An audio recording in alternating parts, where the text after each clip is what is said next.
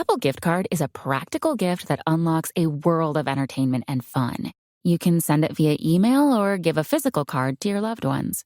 Your friends and family can spend it on their favorite Apple services, including Apple subscriptions. Apple Gift Card can be used to buy all things Apple. Products, accessories, apps, games, movies, TV shows, iCloud Plus, and more. Visit apple.com for details and to send Apple Gift Cards to your friends and family this holiday season.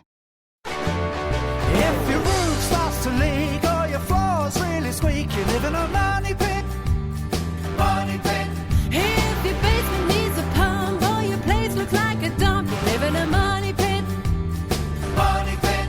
Pick up the telephone, fix up your home sweet home by calling 888 Money Pit. Coast to coast and floorboards to shingles, this is the Money Pit Home Improvement Show. I'm Tom Kreitler. And I'm Leslie Segretti. And happy holidays, everybody. We hope that you are enjoying this magical time of year. And you know what? We're even prepared to give you the day off of your home improvement projects. That's the kind of folks we are. That'll be our gift to you. You don't have to do a project today while you're enjoying the holidays. But you know what? If you're thinking about something you want to tackle once it's time to put all those decorations away, that would be a great question to ask us right now. How do you do that? Well, you go to moneypit.com/ask, click the blue microphone button, or pick up your phone and call us at 1-888-MONEYPIT, 888-666-3974.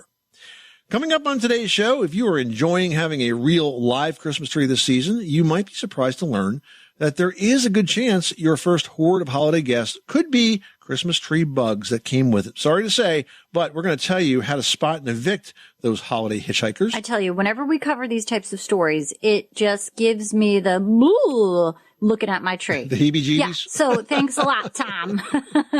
Also ahead, you guys. Just trying to help out. Yeah, thanks. Also ahead, guys, as the winter temps drop, it is the right time to get ready for snow. So to help make sure that you're ready for anything that Mother Nature wants to throw at us, we are giving you your winter ready checklist. And we're going to clue you in on some surprisingly common household poisons.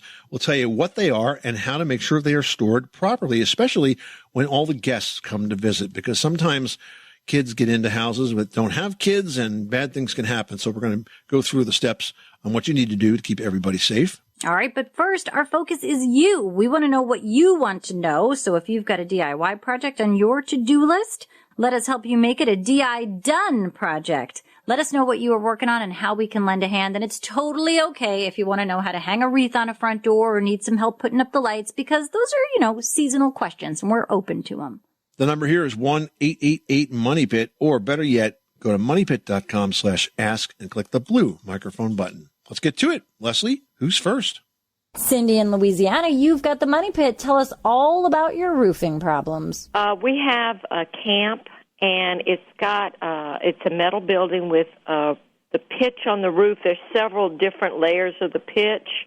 It goes down, and so let's be like 3 different pitches on it. We had it put in, probably in 07 or 08. And then around 2011, we decided to pull off that plastic wrap insulation off the inside of the roof and spray on the spray insulation on it. And once we did that, that's when we started noticing the leaks. So we tried different things. We even had another company come out, pull out all the screws, and put in new ones that were a little fatter, and so with the washers and all that mess with them to seal it. That has not worked. We've been up there on that roof I don't know how many different times trying to put silicone on top of the screws after we clean it down, along the seams. Sometimes we've even had to get up there and he's had to pull out the screw, put silicone in, and put the screw back in. It's just been an absolute nightmare to try. You said these are metal roof panels. Is it like corrugated roof? What kind of metal roof is it? Right, it is. It's like a corrugated roof. So they're big metal panels, right? Right. When you tried to replace these screws, I guess you're essentially taking the panels almost off the roof, right? Because you're removing all the fasteners. Yeah, well, we can't. I mean, with the spray and everything else, I mean, we had even thought about could we, take the roof off and start over. And now with the spray down on it, we can't even do that. Oh, so this this spray is actually up on the underside of the metal roof itself? Right, so it's like glued down now. So there was basically no, like sheathing or anything underneath this? No. When we started this project, we started it with someone who we thought, we didn't know anything, and we thought the person knew everything. And now we know better, but, we messed up, and now we're kind of caught in a bad position. So, yeah, it's not a good situation because it's kind of hard to try to repair something that probably wasn't put in well to begin with. So I have one idea for you, and that is to put another layer of roofing over the roofing that you have now, but put ice and water shield in between the layers. So ice and water shield is very effective at sealing these kinds of leaks that's specifically designed to seal around fasteners. And if it was possible for you to put another layer of metal roofing over this, but put ice and water shield in between, that would definitely stop the leaks from happening. Short of that, I think there's a situation where the roof has to come off and you really have to do it right from the get-go, because I don't think the roof was just put on, I guess, over some sort of furring strips or something like that. There was never any ice and water shield underneath that. And so I'm not surprised that it does leak, especially from driving rain. I don't think you can rely just on the fasteners or even fasteners that have like rubber gaskets on them to keep that kind of a roof completely leak-free. All right. Well, I tried. Thank you. All right. Good luck with that project. Thanks for calling us at 888-MONEY-PIT, 888-666-3974. I wish we could give everybody a quick fix, but sometime we just can't, especially when you have a roof that's been going so wrong on so many levels for so long. You just can't bring it back. Hey, you want to support our podcast and help us grow? Well, go ahead and leave us a 5-star review on Apple Podcasts, and we'll be forever grateful. Plus, you'll be helping other homeowners discover our show. Just go to moneypit.com/review. You know, guys, I'm always stretched thin during the busy holiday season, looking for nutritious, flavorful meals to fuel my jam-packed days. Well, thankfully, I found Factor, America's #1 ready-to-eat meal delivery service, and I can now eat well and stay healthy with chef-prepared, dietitian-approved, and ready-to-eat meals delivered straight to my door. You guys should try them. Now with Factor, you too can save time and stay on track with your healthy lifestyle while tackling all of your holiday to-dos. They're ready in just 2 minutes, so all you have to do is heat and enjoy high-quality, delicious meals throughout the holiday. You can choose from over 35 chef-crafted meals every week that support a healthy lifestyle and meet your meal preferences. Whether it's calorie smart, vegan and veggie, protein plus, and more wholesome options, you choose. I mean, for me, I went with the roasted red pepper and basil barramundi with risotto, chili garlic, roasted zucchini, and cauliflower. It was an awesome meal that I got and really totally enjoyed it. I mean, my goodness, there's so many great meals. For me, my favorite was the truffle butter filet mignon. I mean, first of all, I am a sucker for an amazing steak, and that truffle butter just made it so delicious. And the roasted carrots, they were fresh, they were flavorful. Definitely a meal I would prepare on my own if I had the time, and Factor totally made it perfect and easy for me. So if you're looking for calorie-conscious options over the holidays that don't skimp on flavor, try delicious, dietitian-approved, calorie-smart meals. There are no excuses for not eating well this December. Just get Factor and enjoy eating well without the hassle. Simply choose your meals and enjoy fresh, flavor-packed meals delivered right to your door. Ready in just 2 minutes, no prep, no mess. So head to factormeals.com/moneypit50 and use code moneypit50 to get 50% off. That's code moneypit50 at factormeals.com/moneypit50 and you'll get 50% off. Moneypit50 at factormeals.com/moneypit50. We're going to chat with Rich from Myrtle Beach, who's thinking about a generator. How can we help you? Well, as you mentioned, I am in the search for a generator for the home. As you mentioned, I'm from Myrtle Beach, so we tend to have a lot of hurricanes coming during hurricane season. Yeah, but you do. We get more warnings, though, truthfully, than we actually do hurricanes. But either way, I have a family. I want to keep them safe and with food and everything. So I'm looking to get a good generator that will work for the entire house. Sure. So first question, do you have natural gas? Yes. Perfect. Yeah, that's important because when the power goes down, it becomes hard to get gasoline, right, for portable generators because the gas stations are also down. But if you have a whole home generator that's powered by natural gas, then you have that fuel 24/7 because the utility lines rarely go down in a storm such as that you would experience down in South Carolina. Now, Leslie and I both have had whole home generators for a number of years. And for me, I'm super happy. I have a Kohler 20K. And the way it works is when the power goes off, within about 10 to 15 seconds, the generator kicks on automatically. And I'll tell you what, it's a really nice sound when you have no power and you hear that generator kick in because it basically replenishes all the power for the house. I used to have a generator years and years ago before the developments that these machines have gone through over the years where I only powered part of the house. But now every single circuit in my house is covered. The refrigerator, the air conditioner, the boiler, all the lights, everything. Yeah, and you don't have to think about anything. We have a special needs child, so sometimes if I need to get the oxygen going or monitors going, that's one of my biggest concerns is having constant electric. And Leslie, if I remember it right, you actually went into labor during a power failure, didn't you? Well, Charlie was born during Hurricane Sandy. So right, when you had no power. And Hurricane Sandy was a major storm event, I should say Superstorm Sandy, for the East Coast, New York especially. And we had no power for 4 weeks following Hurricane Sandy. And then, sadly, if you'll remember, then my husband passed away. So there I was with no power for ages and ages, with a newborn baby, and then this major tragedy. And I did not want to find myself and my family in that situation ever again. Never again. So we also put in the Kohler 20 kW, and it's excellent because, truly since then, I think the most we've ever been without power when the generator was running was possibly 6 hours. So luckily we've never had an event like that again, but it is so comforting to hear it test every week and kick on even for those short 30-second little power outages that happen every so often, just to know that I don't have to think about it. Every circuit will come on that I need. I will have access to all of the power that I need. And I don't ever need to be scared or unsure again. And I think that's super important for peace of mind. It's just important. Yeah, absolutely. The other thing that it does for us is it keeps us on the air because we both have home studios. And so we don't ever go down when the power goes out. So for all those reasons, we're big believers in whole home generators. We both have Kohlers. They are really built to last. And, they need very little maintenance. I think I have my generator service tech come about once a year to service it. It also automatically comes on once a week to sort of exercise itself and keep the battery charged and that sort of thing. But it's pretty much hands off and it does a great job. Now, what about installation? How does that work?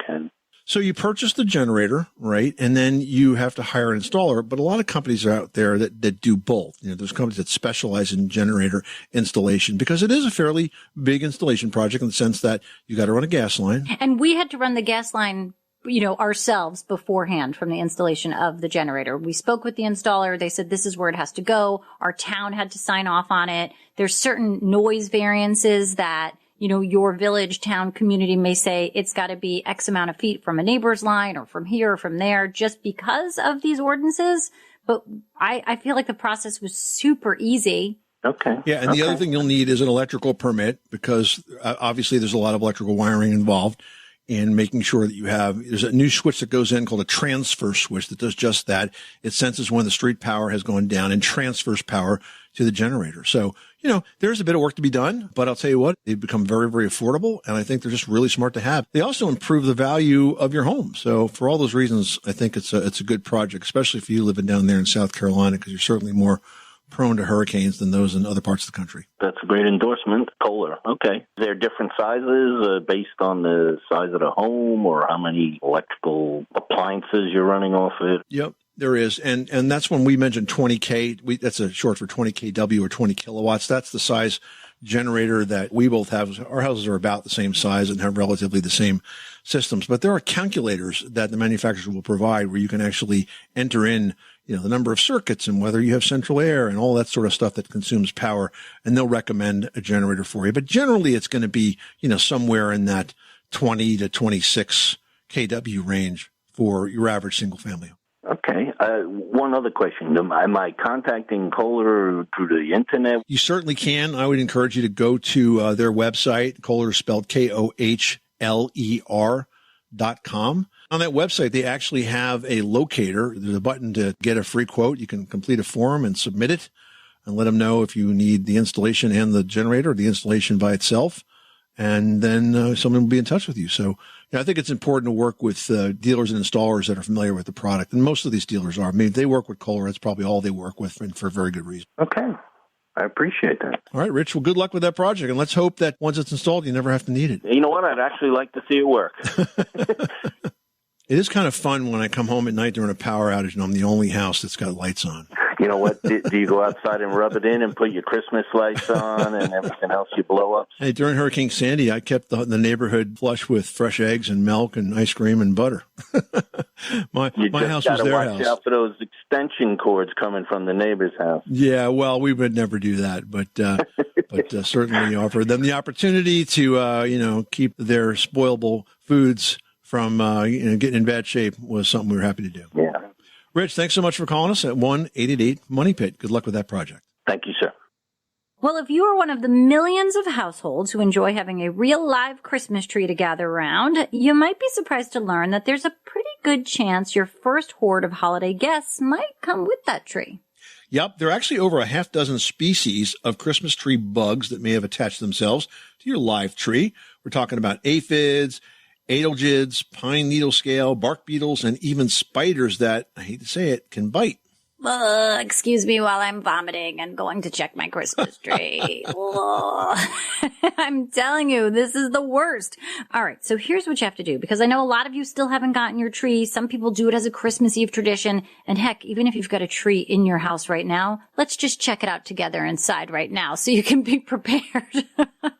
So before you do head out, make sure you bring a bright flashlight with you, and you want to shine that flashlight along the trunk because you need to highlight any bugs or any eggs that are on the trunk of that tree itself. And you can scan a few sections of needles for bugs, even for eggs as well. Now, next, you want to shake it out. Even if you've inspected your tree for any hitchhikers, it's a good idea to give the tree a good shake, because shaking a tree is going to encourage any bugs to leap off so you don't bring them home with you.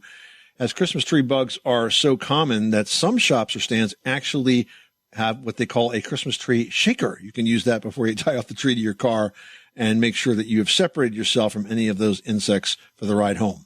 Now that the tree is in your house, every so often vacuum, because as the tree's been in there a while, those needles are going to fall off, and you might be likely to find some dead bugs under the tree. Now, many of the bugs that live on Christmas trees are going to run out of food once you bring that tree inside, or they're not going to be able to cope with the change in humidity. So the best solution is to just vacuum up any dead bugs along with the dried out needles that are ultimately going to collect on a very daily basis, and sometimes multiple times a day, depending on how many times your children or dog like to just interact with the tree. And one more tip, if you are vacuuming, make sure you replace the vacuum bag as soon as you're done. This way, if there are any that are filled with a few live bugs that are still clinging on to your holiday spirit, you will dispose of them promptly. And there you go, Leslie, a bug-free Christmas tree. Donna in Tyler, Texas is on the line, has some questions about windows. Tell us what's going on. We have double pane windows that we replaced our old windows with about 20, 25 years ago, and now I have some that don't close, and I have one that I can't open, that the mechanism in the side of the window broke, and I didn't know if there was any hope for repairing them or fixing them, or if I just need to get new windows. Well, I mean, really, Donna, 20 to 25 years, Leslie, I feel like she got a lot out of those windows. I mean, that's a pretty good life, right, for windows. And certainly you may be able to repair some of the mechanism if you can locate the parts, but it frankly might just be better to replace those windows, especially because windows today have become less expensive and they've become more efficient. And if you go with replacement windows where you're only really replacing the operable part of the sash, the part that slides up and slides down, and you leave the old sash in place, they're really pretty affordable and easy to install because you basically order them to fit inside that space, and they can be installed in a really quick. I mean, I could do a window like that inside of an hour easily. So they're not that difficult to replace these days, and especially if you have bad seals, because the seal, it would definitely not be worth at all taking out the window that has the bad seal and having the seals replaced. That would be much more expensive than getting a new window. So I think you ought to be happy with the 25 years you got of that window and think about replacing them. And you know what? If you want to approach this in a way that kind of keeps the costs in check, I would think about whether or not I was more concerned about my heating bills or my air conditioning bills. If it was the air conditioning bills, then I would do the south side of the house first, followed by the west. And if it was the heating bills, I would do the north side of the house first, followed by the east. You don't have to do the whole house at once. You can do the one or two sides at a time. Rob in Massachusetts, you've got the Money Pit. How can we help you today? So my wife and I just bought a brand new house. And when we first got there, we turned on a light switch, and our fan in the attic started smoking. So went up there. It looks like it's the back of a submarine. It's like this really big old like propeller-driven fan. So that's got to go.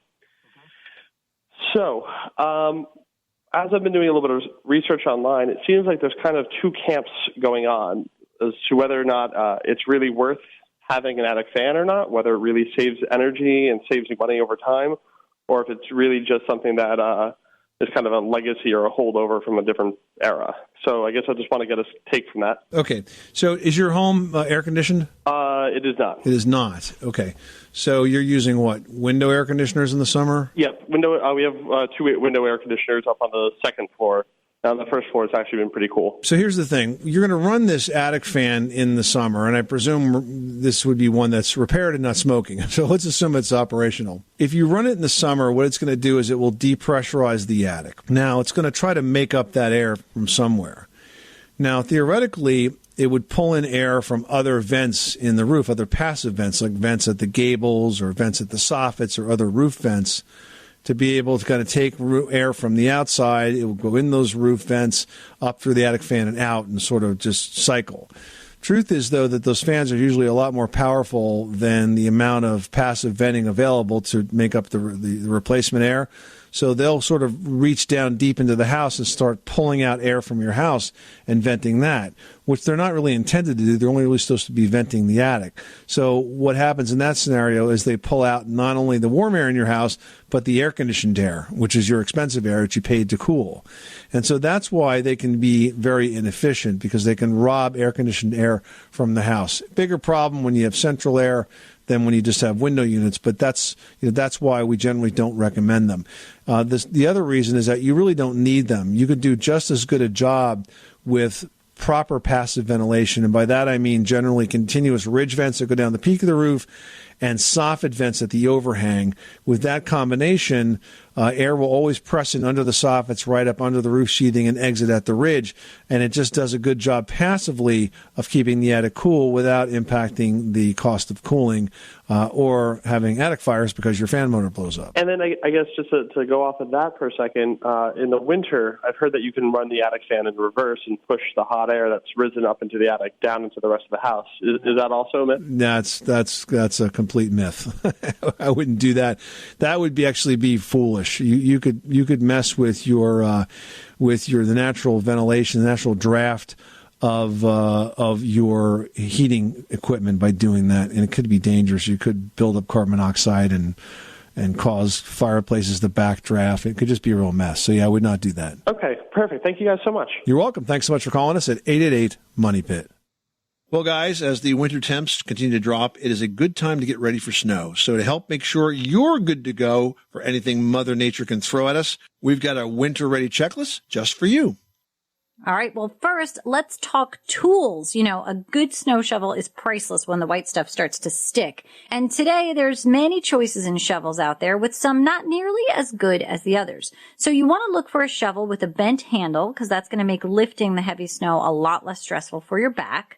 Also, the edge of the shovel should be reinforced so that if you're scraping ice that's been stuck to the sidewalk, it's not going to bend or break that front edge of the shovel. And speaking of scraping ice, don't forget to pick up a couple of those for your windshields.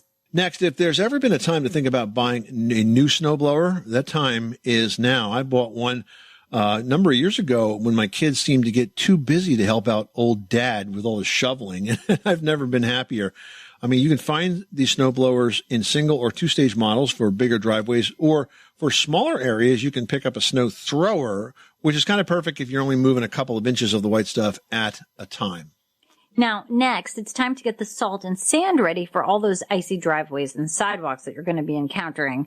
Seasoning those slippery sidewalks with sidewalk salt is definitely going to melt the ice, but the wrong kind of salt can also cause your sidewalk surfaces to disintegrate. Now, the best sidewalk salt is made from potassium chloride or calcium chloride. And this type of sidewalk salt is going to melt the ice, but it is not going to damage the concrete surfaces the way that so-called rock salt would. And now rock salt's sodium chloride, so you want to stay away from that. And for best results, what I'd like to do is to buy the potassium chloride in advance, and then I'll mix it with playground sand and keep a supply stored near each entrance to my house. So I seem to always have a surplus of 5-gallon buckets around, but whatever you have, put the potassium chloride in there, mix it together. So this way, once you start to melt out all of that ice, the sand remains behind to give you a little more grit in case it starts to reform. And let's be honest, Tom, you use those 5-gallon buckets in the fall to sit around your fire pit. That's why you always have so many. For everything. For everything. That's right. Whenever a company comes, pull up a bucket. You know the rules in this place. Come on.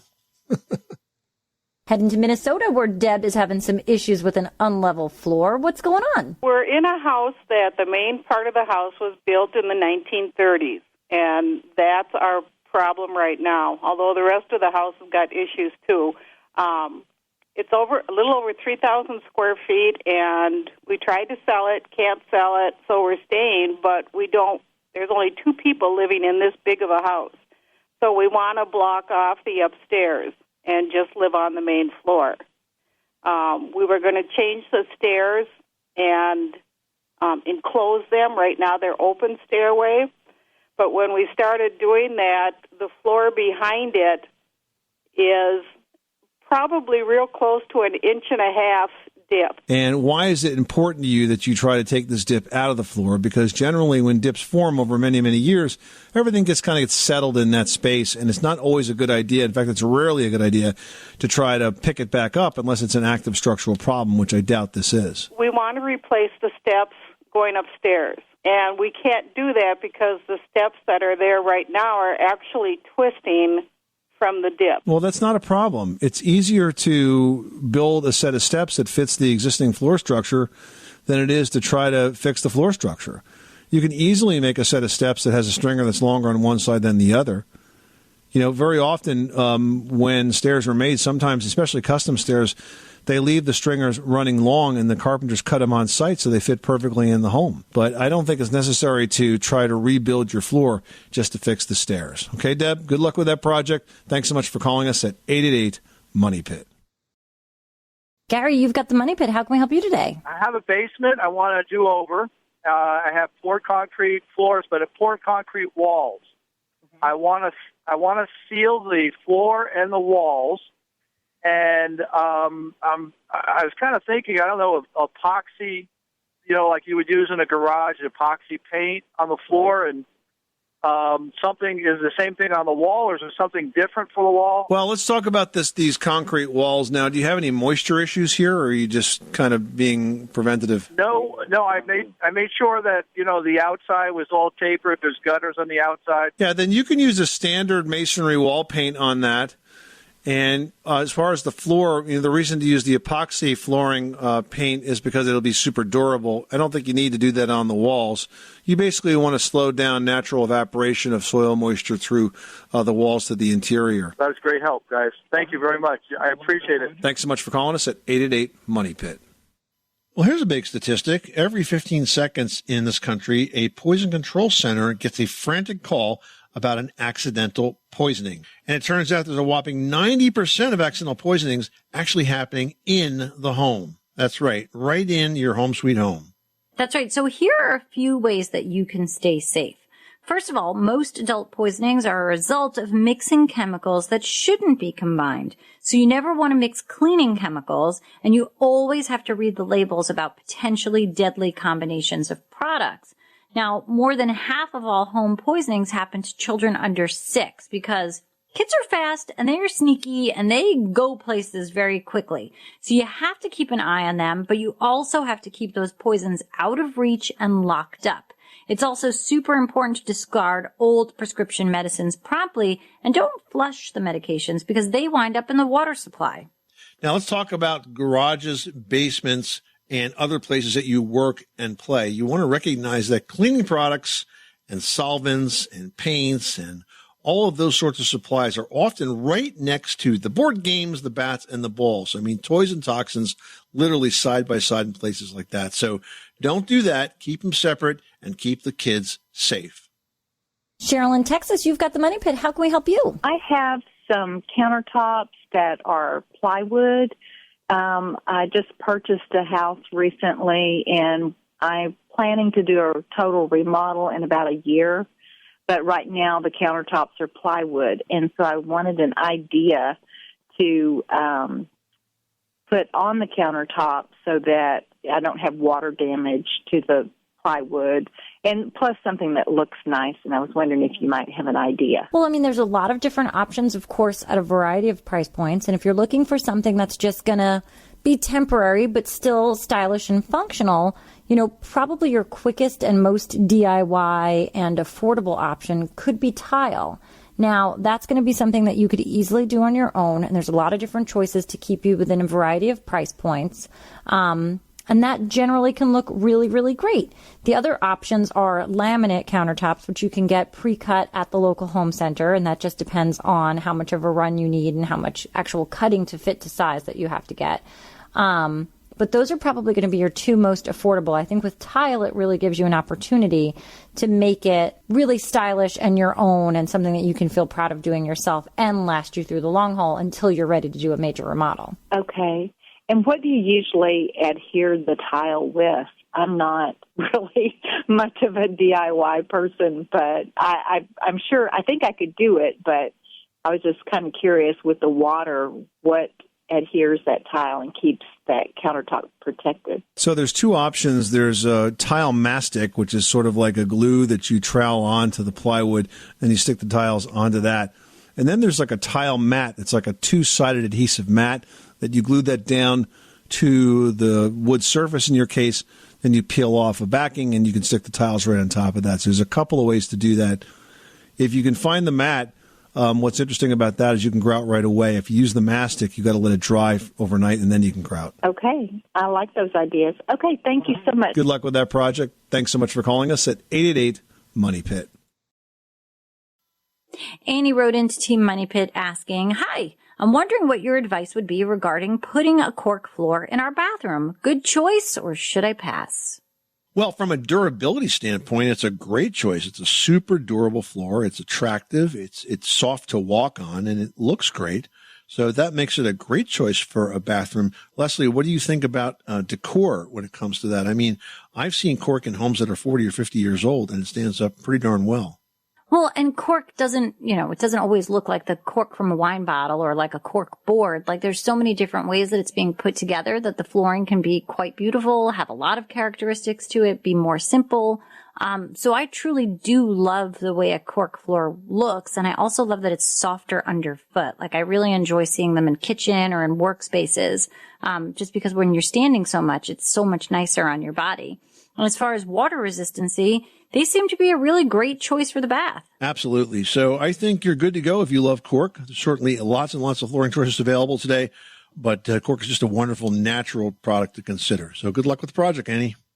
All right, Josh in Michigan wrote in saying, "In my bathroom, I've been having some problems with what looks like drips on the wall. These drips are sometimes a yellowish color and more noticeable after a shower. Is this a venting problem?" Yes, in terms of the presence of the moisture. So I would make sure you have a bathroom exhaust fan, Josh, and I would make sure that you have that exhaust fan hooked up to not only a regular light switch or regular switch for it, but a humidistat. See, if you have a humidistatic switch, then the fan's going to run as long as it has to take all the humidity out. That's going to prevent the condensation on your walls. I'm a little perplexed by the yellowish color you're reporting. And Leslie, I'm thinking that might be because he has hard water, because there'd be a lot of minerals in that water. I mean, it could be. I always remembered, my grandparents were both smokers, and that would be what would happen in their bathroom. They had a super small bathroom. The ventilation wasn't great. And when condensation would drip on the walls, it did have like a yellowish tint. So I don't know if that's what's going on at your place, but you're definitely right. It could be contributed to hard water, or it could be contributed to a previous owner who was a smoker. All right, now we've got one from Rob who says, "My garage is heated, and when the snow melts off the vehicles, the water pools in the front corner of the garage and soaks into that block wall. that makes up the exterior wall. How do I fix the flooring so that the water runs toward the drain? Well, listen, resloping your garage floor would be certainly a difficult project because you need to re-pour it. It's not something you can really repair. So I would suggest you paint the floor and the bottommost row of blocks with an epoxy garage paint. This is going to greatly reduce the absorption that you're seeing. It's going to inhibit frost damage that can result from that same situation. Now, another thing you could do is consider what I did, which is I put in garage tiles. These are nice because they said just above the floor. So if there's a little bit of water that gets on that floor, it basically goes right through and then evaporates off. It's very rare for me to see any buildup of water that gets above those tiles. Okay, Rob, there's a couple good options for you. This is the Money Pit Home Improvement Show on this most wonderful of holiday season weeks. We hope that you're enjoying time at home with family and friends this holiday season. If you are taking a moment to think about planning for the year ahead, we'd love to help you do just that. So remember that you can reach out to us anytime at 1-888-MONEYPIT or by going to moneypit.com/ask. Whenever you think of it, reach out, post your question, and we will get back to you the next time we are in the studio. Until then, happy holidays, everybody. I'm Tom Kreitler. And I'm Leslie Segretti. Remember, you can do it yourself. But you don't have to do it alone.